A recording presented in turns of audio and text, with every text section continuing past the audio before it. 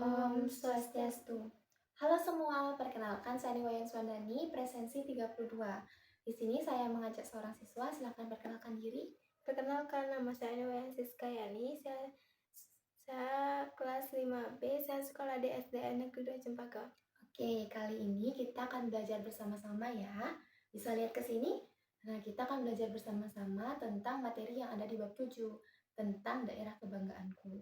Di bab ini kita akan belajar tentang apa saja sih yang membuat kita sebagai warga suatu daerah itu menjadi bangga akan daerah kita. Oke, nanti penjelasannya bisa kamu simak dengan baik ya. Nah, yang pertama, sebagai pendahuluan, di sini ada 2 buah gambar, bisa dilihat gambarnya? Bisa. Oke, yang pertama ini gambar pura apa? Purakahan. Purakahan. Oh, kamu langsung tahu nama puranya ya. Kalau ini, Pisbolong. oke, gambar pisbolong. Oke, jadi 2 benda ini merupakan warisan budaya yang sampai saat ini masih sering kita temui. Oke, terus kita lanjut. Nah, ngomong-ngomong soal warisan budaya, kita harus tahu dulu nih, apa sih itu warisan budaya? Oke, warisan budaya adalah segala sesuatu yang diwariskan oleh nenek moyang kita kepada kita ya sebagai generasi penerusnya. Yang diwariskan ini bisa berupa hasil dari sebuah kebiasaan, dari sebuah karya, dan juga dari sebuah tradisi. Di sini dapat kita lihat juga definisinya kalau warisan budaya itu dibagi menjadi 2. Iya, menjadi 2, yaitu warisan budaya yang berbentuk benda dan juga warisan budaya yang tidak berbentuk benda. Oke. Di sini dapat dilihat pengertiannya ya. Kalau warisan budaya yang berbentuk benda itu bisa berupa rumah adat, pakaian tradisional, alat musik, kayak tadi juga pisbolong, pura, itu dia berbentuk benda. Jadi kita bisa lihat bentuk bendanya. Tapi warisan budaya juga lagi satu ada yang bersifat tak benda. Nah, yang bersifat tak benda itu biasanya dia berupa kebiasaan, cara hidup, adat istiadat, tradisi. Dia bukan berbentuk benda, tapi kita tahu kalau itu warisan budaya. Oke, lanjut lagi. Nah, sekarang kita akan sedikit mengupas ya tentang sejarah, sedikit sejarah tentang warisan budaya benda dan tak benda yang ada di sekitar kita. Jadi, warisan budaya kita itu dipengaruhi oleh beberapa hal ya. Untuk beberapa halnya bisa kita simak di sini. Yang pertama, kamu lihat tidak ini gambar apa? Gambar tangga. Gambar tangga. Kok tangganya seperti ini ya bentuknya? Oke, mirip kayak tangga ya. Jadi gambar ini itu merupakan punden berundak. Punden berundak ini kalau sampai saat ini kita lihat itu ya benar kayak di pura-puranya itu tangga atau undangnya. Kalau di rumah-rumah juga ada yang masih menggunakan kayak gini. Nah, jadi punden berundak ini sebenarnya sudah ada sejak zaman prasejarah. Jadi saat di zaman megalitikum atau di zaman batu besar, punden berundak ini diciptakan sebagai tempat pemujaan.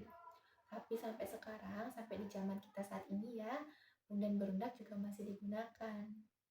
Oke, nanti kita bisa lihat mungkin bentuk nyatanya nanti ya saat karya wisata. Nah, di sini kita akan sedikit membahas juga tentang sejarah apa saja sih yang mempengaruhi warisan-warisan budaya yang ada di sekitar kita. Yang pertama itu ada agama Hindu.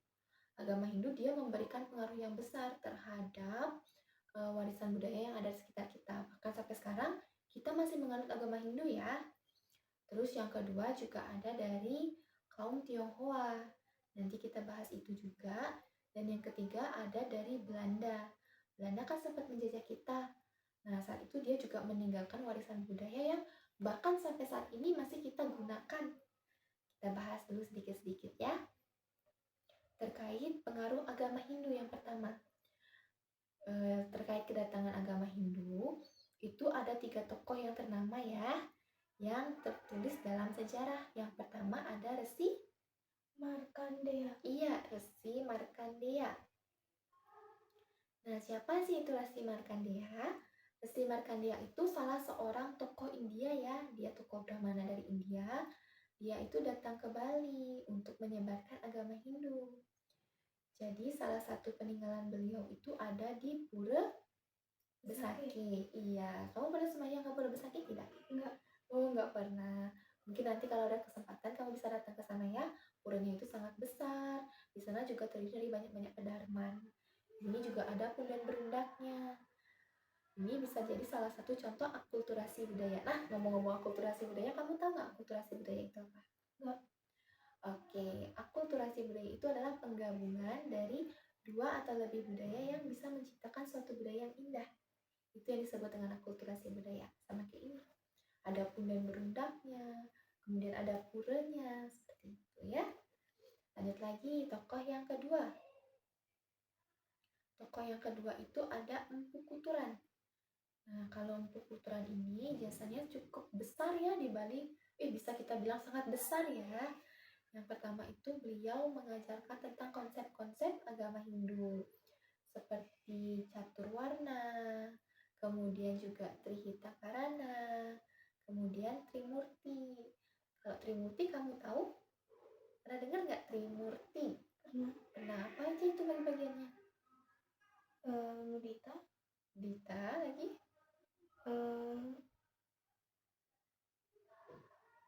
Itu aja yang diingat. Itu aja yang diingat. Oke, berarti kita harus asah lagi ingatannya ya. Trimurti itu dia ada 3. Yang pertama ada Brahma, Wisnu, dan Siwa. Nah, itu 3 kekuatan ya. Sampai saat ini 3 kekuatan utama ya yang masih kita puja dan masih kita percayai. Gitu. Terus yang kedua itu ada mendirikan beberapa pura. Nah, jadi Empu Kuturan ini selama dia di Bali, dia mendirikan banyak pura ya. Salah satunya itu ada Satkayangan. Nanti bakal kakak tampilin videonya. Terus yang ketiga itu dia juga membangun Trikayangan. Kalau Trikayangan itu Pura Pusa, Pura Dalam, Pura Desa, itu yang disebut dengan Trikayangan. Kamu pernah nggak sembahyang di antara 3 pura ini? Pernah di pura mana aja? Pura Pusat sama Pura Dalam. Iya, Pura Pusat sama Pura Dalam. Kalau di desa kita, pura desanya itu digabung ya sama pura pusatnya. Kemudian lanjut lagi. Nah, bisa disimak video ini? Oke.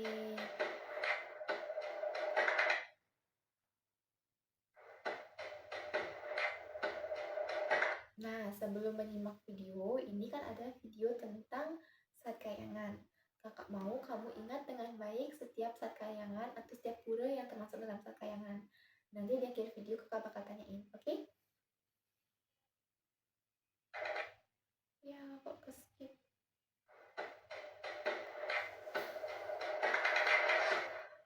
Satkayangan atau Satkayangan Jagat adalah 6 pura utama yang menurut kepercayaan masyarakat Bali merupakan sendi-sendi Pulau Bali. Menurut kepercayaan Bali, pura-pura ini adalah poin penting dari pulau dan dimaksudkan untuk memberi keseimbangan spiritual bagi Bali. Pura Satkayangan yang pertama adalah Pura Besaki. Pura ini terletak di Desa Besaki, Kecamatan Rendah, Kabupaten Karangasem, Bali. Yang kedua, Pura Lempuyang Luhur di Kabupaten Karangasem. Ketiga, Pura Goalawah di Kabupaten Klungkung. 4. Pura Uluwatu di Kabupaten Badung. 5. Pura Luhur Batu Karu di Kabupaten Tabanan. 6. Pura Pusering Jagat di Kabupaten Gianyar. Oke, bisa disebutkan ke-6 puranya yang tadi disebutkan dalam Satkayangan? Bisa. Coba. Yang pertama Pura Besaki. Pinter lagi. Yang kedua Pura Lempuyang. Oke, Lempuyang Luhur lagi. Yang ketiga Pura Goalawah. Yang keempat Uluwatu. Oke. Yang kelima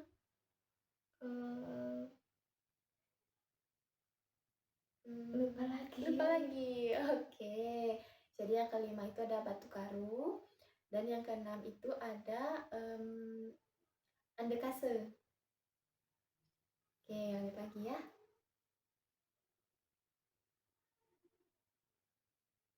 Nah, di sini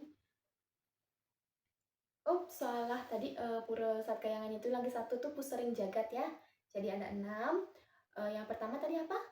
Pura Besaki. Iya, yang kedua Uluwatu. Yang ketiga Goalawah. lagi yang keempat, Lempuyang, lempuyang, dan yang berikutnya Batu Karu, dan yang keenam, Pusering Jakarta. iya, sudah ingat sekarang ya.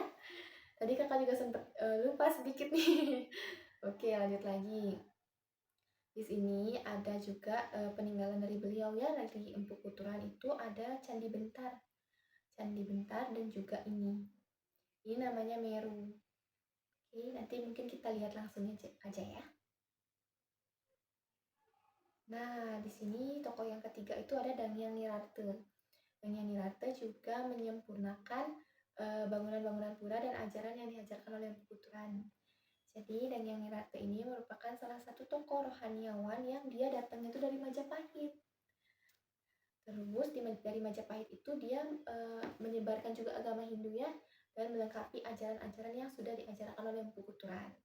Beliau juga yang mengajarkan tentang kekawin, kidung, tarian tradisional, dia yang mengajarkan Dangyan Nirarte. Okay.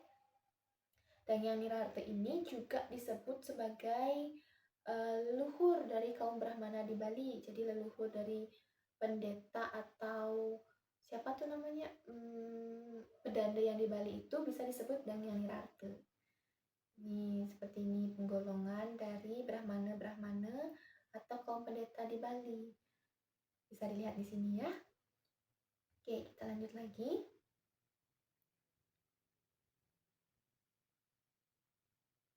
Nah, di sini kita lanjut ke akulturasi budaya Tionghoa. Jadi, di Bali juga ada akulturasi dengan budaya Tionghoa ya. Tepatnya itu di Pura Dalam Balingkang.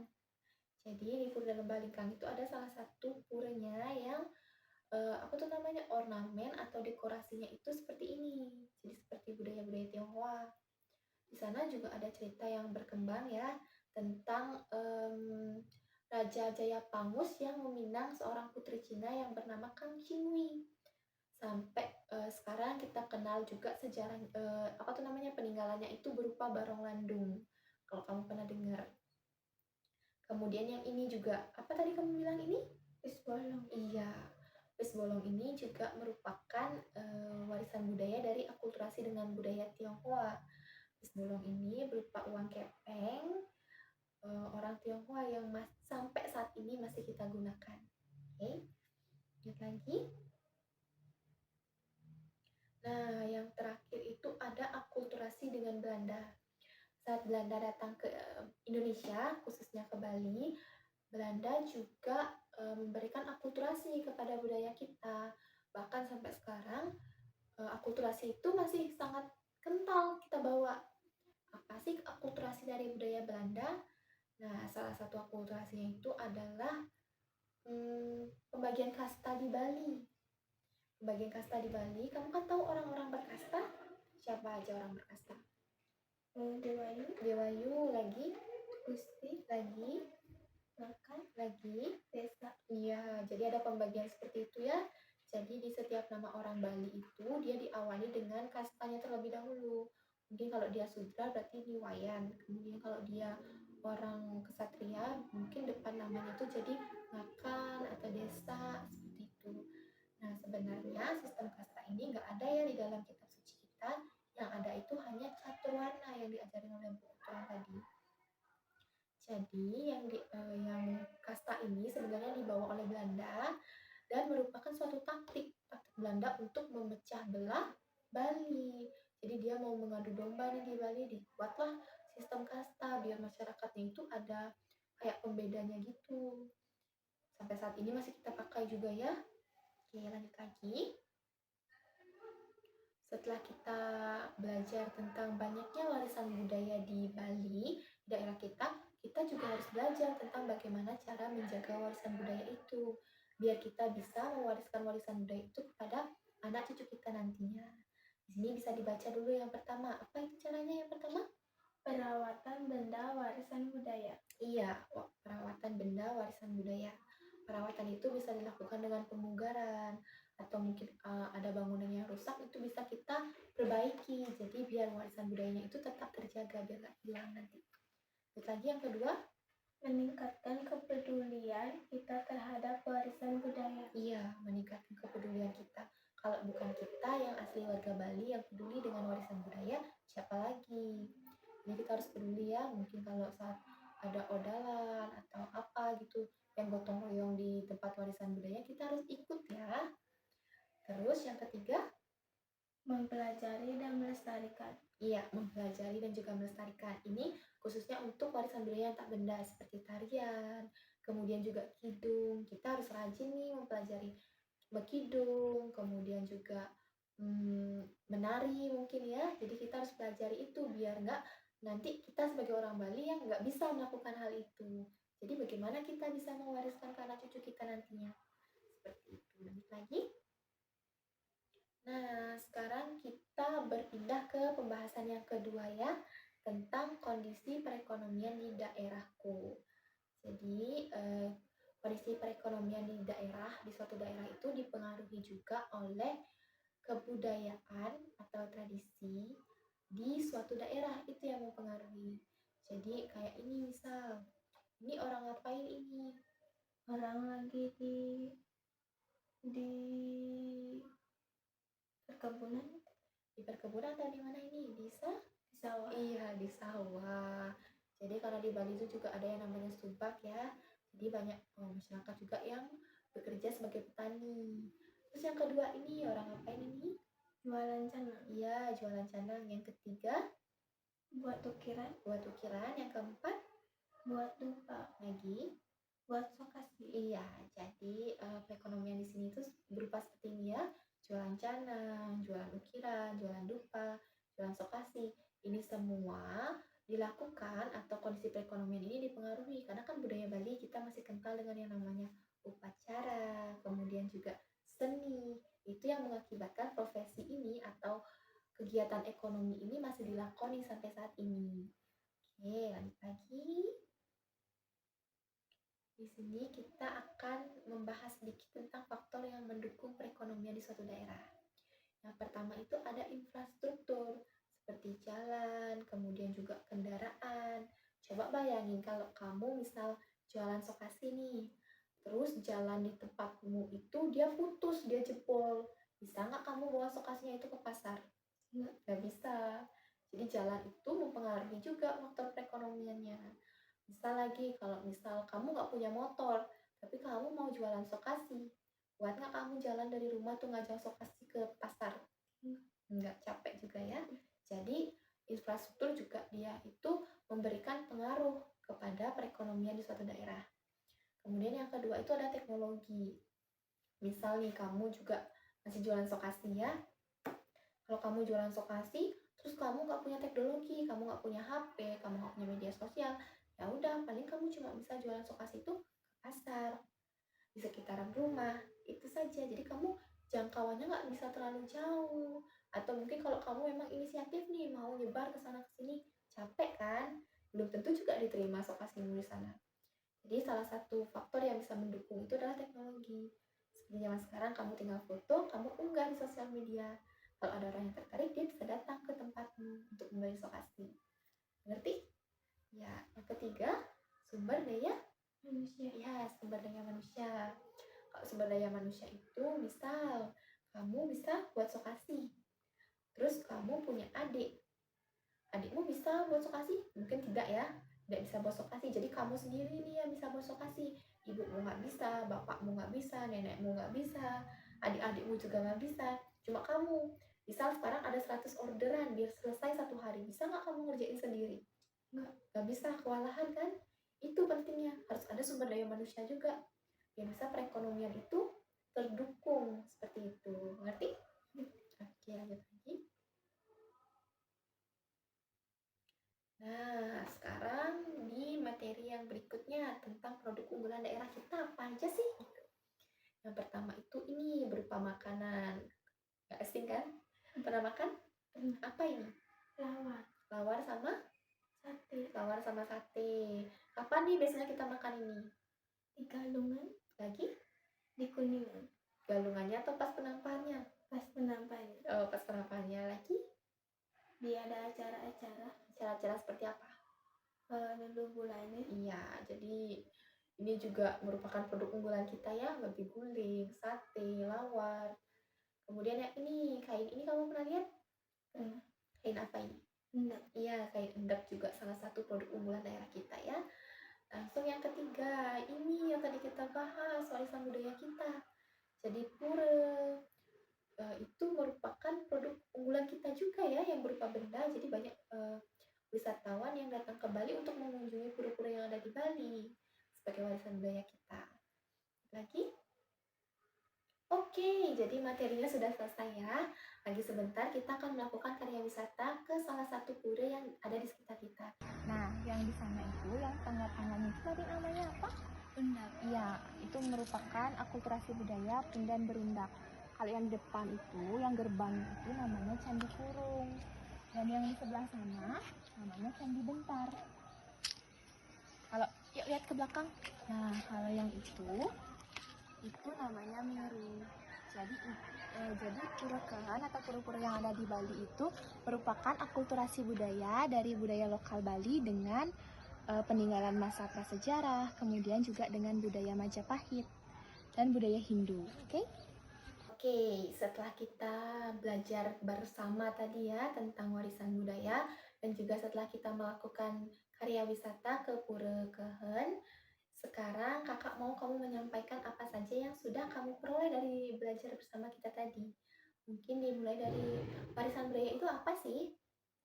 Warisan budaya adalah sesuatu yang diwariskan oleh nenek moyang kita. Oke, yang diwariskan oleh nenek moyang kita. Terus warisan budaya itu ada berapa? 2. Ada 2, apa saja itu? Benda dan tak benda. Oke, pinter sekali, benda dan tak benda.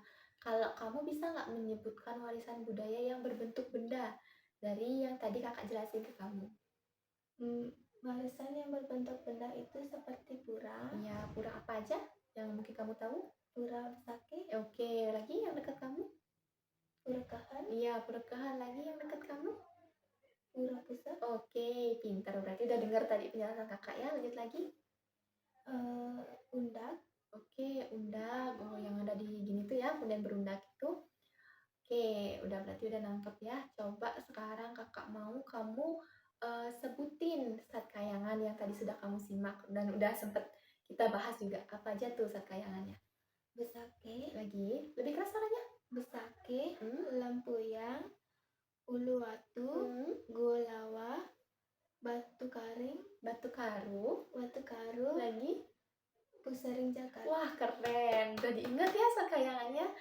Oke, kalau begitu warisan budaya dari Belanda yang sampai saat ini kita pakai itu apa ya?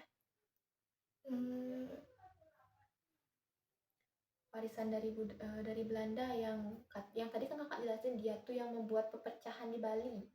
Kasta. Iya, kasta. Apa aja tuh kastanya? Desa, makan, dewayu, gusti. Iya, kalau perekonomian di daerah kita dengan tradisi dengan budaya yang seperti ini apa aja kegiatan ekonominya?